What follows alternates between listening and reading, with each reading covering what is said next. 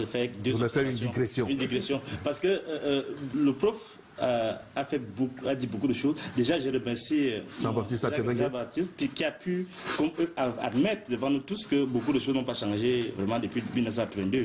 Ça, c'était vraiment très bien parce que ça confirme tout ce que j'ai dit. Deuxième chose, c'est que... sur la scène internationale. Oui, bon, moi, je ne savais pas où vous avez mis ça, mais j'ai bien entendu ça. C'était bien agréable aux oreilles. Bon, alors, l'autre chose, c'est quoi? C'est que quand le prof Aboya... quand le prof Aboya me dit que... il me dit que quand je parle de l'héritage des anciens, n'est-ce pas, le professeur John Mouélé est vraiment un philosophe et ainsi de suite. Chez nous, en philosophie, on n'a pas de tuteur. C'est-à-dire que tu sois petit, que tu sois grand, l'essentiel est d'élaborer et que tu sois convaincant. Il n'y a pas de patriarcat en philosophie. Donc, personne ne peut me reprocher de m'attaquer au professeur John Mouélé. Par exemple, par rapport au professeur John Mouélé, je dis que ce n'est pas de la philosophie, ça. Ça, c'est un spiritualisme imbibé un peu de critique. Et ça, je suis libre de le dire, puisque j'écris, j'ai la thèse, je le démontre.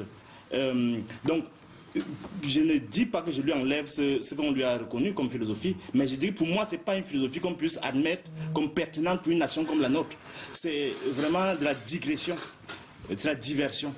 Bon, et je le démontre avec des textes, avec un ouvrage que le professeur Monondia... Cette précision est en fait, pour revenir maintenant à ma préoccupation. La préoccupation que vous avez, c'est la question au niveau politique. Et la question politique est articulée sur les autres plans, en fait, parce que c'est elle qui domine. Je vous ai dit tout à l'heure que où est Maurice Kamto. Si on dit donc que c'est le pays de liberté, laissez les gens marcher. Première chose, c'est que les gens ne veulent même pas qu'on applique ce qu'on entend par démocratie. C'est-à-dire que personne ne doit dire quoi que ce soit. C'est la même logique au niveau de la guerre qui se passe au Nozo. Vous avez vu au départ, le prof a dit qu'on a utilisé ça. Ils n'ont pris que les petits trucs qui leur semblaient intéressants, mais le fond de la chose, si on avait appliqué ça, ces documents, on n'allait jamais se retrouver avec ce qu'on a là. Avec les morts que nous avons en fait, ils ne peuvent pas changer le logiciel parce que ça leur donne beaucoup d'argent, ça leur donne beaucoup de prébendes. La prévarication est huilée avec le statu quo. Il n'y a pas de démarche déterminante, décisive qu'on veut prendre par rapport au Nord-Ouest. On dit que au plan politique, et le prof, je suis un peu scandalisé quand les universités, et vous savez, quand vous avez organisé votre plateau, je n'étais pas avec vous, mais comme vous avez organisé le plateau, c'est comme ça que le pays fonctionne. Les universitaires cherchent des petites combines avec le politique, toujours les petits trucs, sans regarder le fond. Le prof Aboya... Vous n'allez pas nous taxer de combinat quand même, non? Non. C'est que vous avez de la lucidité, vous avez beaucoup de lucidité pour nous organiser comme vous avez organisé là. C'est-à-dire que les politiciens veulent toujours assujettir la pensée parce qu'ils ne veulent pas que les gens pensent. Ils veulent que les gens débitent des sottises et ça leur fait plaisir. Ils disent, ah regardez, ils se moquent même après de vous. Ils disent, regardez les universitaires, ils courent, ils veulent les petits bons de carburant parce qu'ils pervertissent tout le système. À l'université, c'est la catastrophe. Le professeur Aboya Menati vient faire les loges de l'université ici. C'est scandaleux. Savez-vous qu'est-ce qu'on forme à l'université?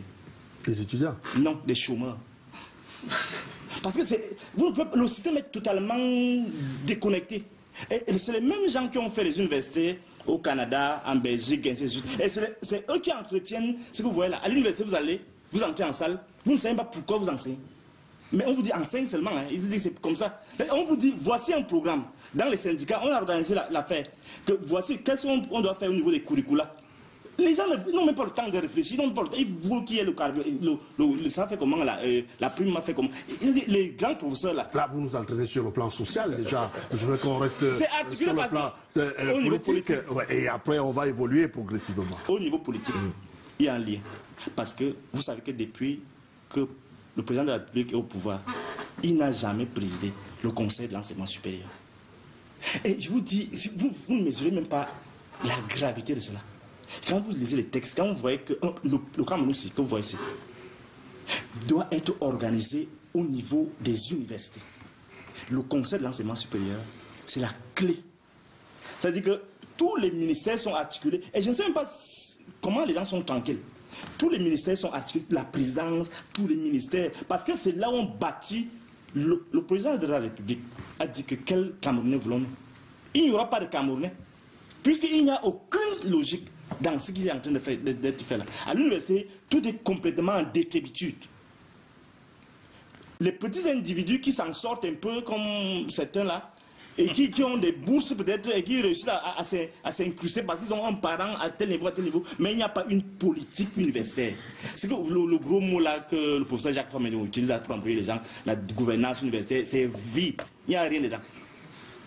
Et ici, il faut vraiment organiser un plateau pour que je vous décortique cela. Si dans un politique, un homme politique de la classe du président qui a cette dimension-là, parce que moi je sais qu'il a une dimension terrible, confie dans des secteurs clés comme celui-là à des jeunes qui ne comprennent même pas. Parce que là, le ministre, il dit qu'on est un problème à l'université parce que les universités ne sont pas visibles. Il ne comprend même pas ce qui se passe. C'est-à-dire qu'il ne sait même pas comment une université fait pour arriver au niveau des rankings. C'est le ministre d'État que vous parlez, là. C'est le ministre qui est en train de débattre. Oui. Qui ne comprend rien. C'est quand même excessif.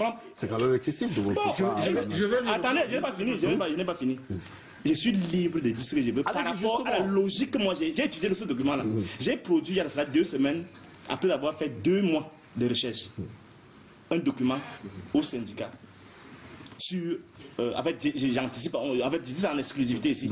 Un document qui va paraître bientôt, qui est un memorandum des universités. Des universités, en fait, des syndicats, où vous allez voir décrit exactement ce qu'on reproche pour montrer que l'université est à terre. Donc, au niveau politique, c'est-à-dire au niveau des libertés, une démocratie sans liberté ne peut pas produire quelque chose de bon. Et c'est ce qui se passe. C'est-à-dire que, et mon frère Hilaire l'a dit, on ne peut pas emprisonner tout un peuple. C'est illogique.